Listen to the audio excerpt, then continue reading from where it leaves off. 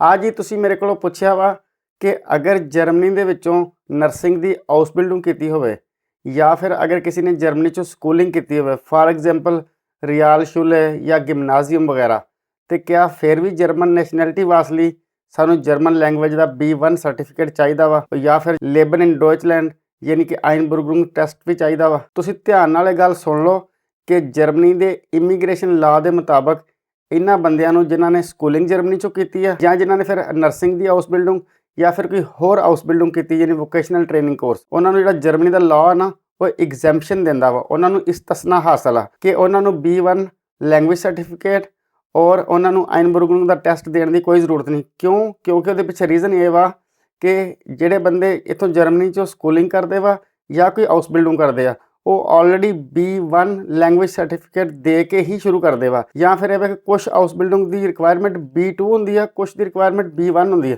ਉਹ ਆਲਰੇਡੀ ਇਹ German language ਦੀ requirement ਪੂਰੀ ਕਰ ਚੁੱਕੇ ਹੁੰਦੇ ਆ। ਇੱਕ ਗੱਲ। ਦੂਸਰੀ ਗੱਲ ਇਹ ਵਾ ਕਿ ਆਈਨਬੁਰਗਰੁੰਗ ਟੈਸਟ ਦੇ ਅੰਦਰ ਸੋਸ਼ਲ ਤੇ ਲੀਗਲ ਸਿਸਟਮ ਦੇ ਬਾਰੇ 'ਚ ਡਿਟੇਲ ਦਿੱਤੀ ਹੁੰਦੀ ਆ। ਉਹ ਬੰਦੇ ਜਿਹੜੇ ਇੱਥੋਂ ਸਕੂਲਿੰਗ ਕਰਦੇ ਆ ਉਹ ਆਲਰੇਡੀ ਇਤਨੀ ਇਨਫੋਰਮੇਸ਼ਨ ਹਾਸਲ ਕਰ ਲੈਂਦੇ ਆ ਸੋਸ਼ਲ ਸਿਸਟਮ ਦੇ ਬਾਰੇ 'ਚ, ਲੀਗਲ ਸਿਸਟਮ ਦੇ ਬਾਰੇ 'ਚ, ਜਿਹਦੇ 'ਚ ਐਥਿਕਸ ਸ਼ਾਮਲ ਆ, ਜਿਹਦੇ 'ਚ ਲਾਅ ਸ਼ਾਮਲ ਆ, ਜਿਹਦੇ 'ਚ ਪੋਲੀਟਿਕਸ ਸ਼ਾਮਲ ਆ। ਉਹ ਲੋਕ ਆਲਰੇਡੀ ਸਾਰਾ ਕੁਝ ਸਕੂਲਿੰਗ ਦੇ ਦੌਰਾਨ ਜਾਂ ਫਿਰ ਹਾਊਸ ਬਿਲਡਿੰਗ ਦੇ ਦੌਰਾਨ ਪੜ੍ਹ ਲੈਂਦੇ ਆ, ਲਿਹਾਜ਼ਾ ਉਹਨਾਂ ਨੂੰ ਆਈਨਬੁਰਗਰਿੰਗ ਟੈਸਟ ਵੀ ਦੇਣ ਦੀ ਕੋਈ ਜ਼ਰੂਰਤ ਨਹੀਂ ਹੈ। ਤੇ ਫਿਰ ਇਹਨਾਂ ਬੰਦਿਆਂ ਨੂੰ ਕਿਹੜਾ ਡਾਕੂਮੈਂਟ ਚਾਹੀਦਾ ਵਾ ਜਿਹੜਾ ਉਹ ਆਊਸਲੈਂਡਰ ਬਿਹੋਰਡੇ ਲੈ ਕੇ ਜਾਣ ਜਾਂ ਫਿਰ ਆਈਨਬੁਰਗਰਿੰਗ ਆਮਟ ਲੈ ਕੇ ਜਾਣ। ਜਿਹਨੇ ਇੱਥੋਂ ਹਾਊਸ ਬਿਲਡਿੰਗ ਕੀਤੀ ਆ ਨਰਸਿੰਗ ਦੇ ਵਿੱਚ ਜਾਂ ਕਿਸੇ ਵੀ ਸ਼ੋਬੇ ਦੇ ਵਿੱਚ, ਉਹ ਆਪਣਾ ਹਾਊਸ ਬਿਲਡਿੰਗ ਸੋਇਗਨਸ ਜਾਂ ਫਿਰ ਬਰੂਫਸ ਉਹ ਕੁੰਡੇ ਲੈ ਕੇ ਚਲਾ ਜਾਏ। ਤੇ ਜਿਹੜੇ ਬੰਦੇ ਨੇ ਇੱਥੋਂ ਸਕੂਲਿੰਗ ਕੀਤੀ ਆ ਉਹ ਆਪਣਾ ਰਿਆਲ ਸ਼ੂਲ ਅਬਸ਼ਲੂਸ ਲੈ ਕੇ ਚਲਾ ਜਾਵੇ। ਇਹ ਸਰਟੀਫਿਕੇਟ ਇਨਫ ਹੋਣਗੇ। ਇਸ ਤੋਂ ਇਲਾਵਾ ਜਦੋਂ ਤੁਸੀਂ ਜਰਮਨ ਨੈਸ਼ਨੈਲਿਟੀ ਦੀ ਐਪਲੀਕੇਸ਼ਨ ਪੁੱਟ ਕਰਨੀ ਹੈ ਨਾ, ਤੇ ਤੁਸੀਂ ਆਪਣੀ ਤਰਫੋਂ ਇੱਕ ਕਵਰ ਲੈਟਰ ਲਿਖਣਾ ਵਾ ਐਪਲੀਕੇਸ਼ਨ ਦੇ ਉੱਪਰ ਲਾਉਣ ਵਾਸਤੇ।